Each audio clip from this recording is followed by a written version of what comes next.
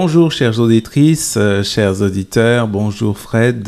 Bonjour Yoran. La dernière fois, on a été un petit peu frustrés, on a dû terminer rapidement puisque le temps était venu.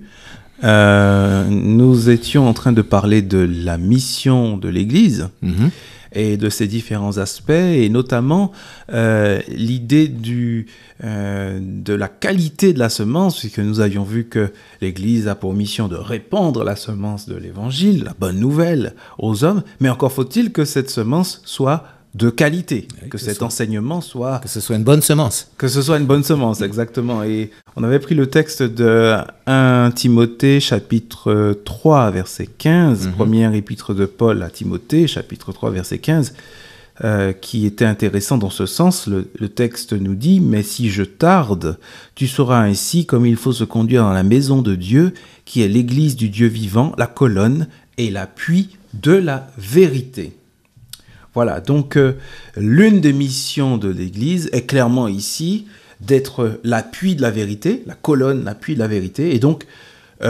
c'est aussi de cette responsabilité de conserver avec un soin jaloux le dépôt de la vérité, la saine doctrine exprimée dans les Écritures.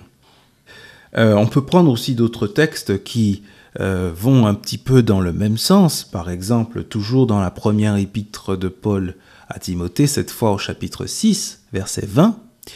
1 Timothée, chapitre 6, verset 20. Je te laisserai lire le texte, si tu veux bien. Oui.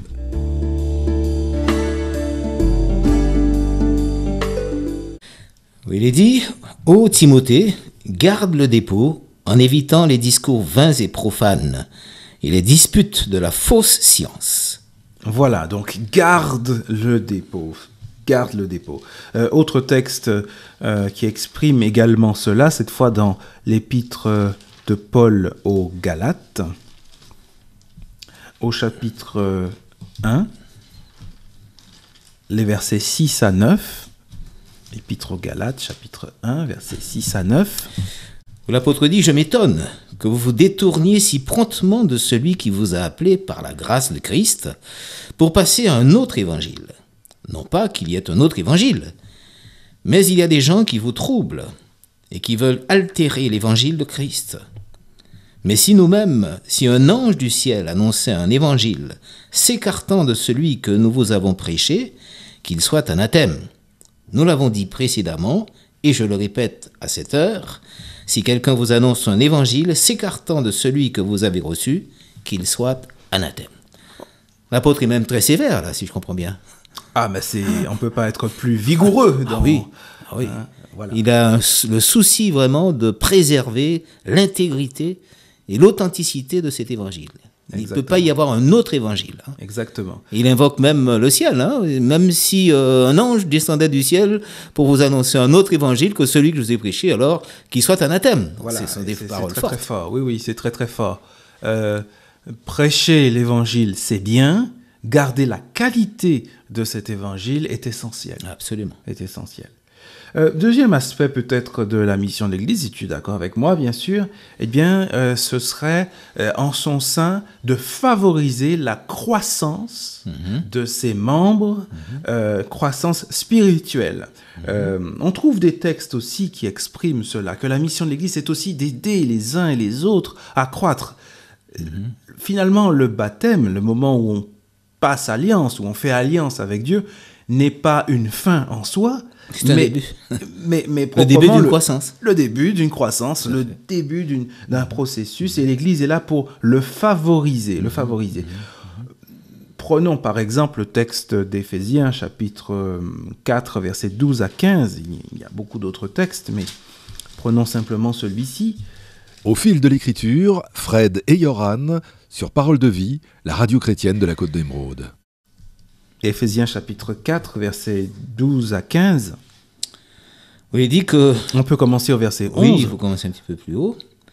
Et il a donné les uns comme apôtres, les autres comme prophètes, les autres comme évangélistes, les autres comme pasteurs et docteurs, pour le perfectionnement ou pour l'équipement des saints en vue de l'œuvre du ministère et de l'édification du corps de Christ, jusqu'à ce que nous soyons tous parvenus à l'unité de la foi et de la connaissance du Fils de Dieu, à l'état d'homme mûr, à la mesure de la stature parfaite de Christ.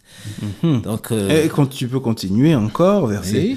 14. Ainsi, 15. nous ne serons plus des enfants flottants et emportés à tout vent de doctrine par la tromperie des hommes, par le ruse dans les moyens de séduction, mais en professant la vérité dans l'amour, nous croîtrons à tous égards en celui qui est le chef, Christ.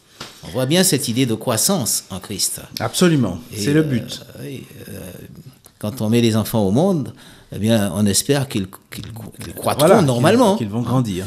Eh bien, c'est cela. On doit pouvoir grandir aussi en Jésus-Christ jusqu'à parvenir à sa stature. Exactement. Ça, on a l'impression que la barre est vraiment haut placée, là. Hein. L'état d'homme adulte, l'état d'homme fait. Alors ça va exactement dans toute la symbolique de la Bible, puisque lorsque je fais alliance avec Dieu, je nais de nouveau, pour reprendre les mots du Christ lui-même. Je nais de nouveau, je suis donc une nouvelle créature, un nouveau-né spirituel. Il y a vraiment là une comparaison avec la croissance biologique. Oui, hein, c'est ça, carrément. exactement, exactement. Donc voilà. Donc le but de l'Église, c'est également d'aider les uns et les autres à croître spirituellement. Non pas qu'ils restent des tout petits, comme j'ai dans ma traduction, non pas qu'ils restent tout petits, des tout petits ballottés, entraînés par le vent des enseignements, mais que chacun puisse arriver à cette maturité spirituelle pour pouvoir discerner par lui-même de la validité ou pas de tel ou tel enseignement. C'est aussi le but de l'Église, c'est de donner à chacun les capacités de choisir, d'être adulte d'une certaine manière, de pouvoir discerner en fonction de la parole de Dieu, bien sûr, quel enseignement est juste, conforme, et quel enseignement ne l'est pas. Tout à fait. Pour éviter d'être ballotté, comme dit le texte, À tout vent de doctrine. à tout vent de doctrine. Je pense à un autre texte aussi que nous pourrions lire. C'est celui qui se trouve dans 1 Corinthiens 14, 12, qui va dans ce même sens. Alors, 1 Corinthiens 14, 12.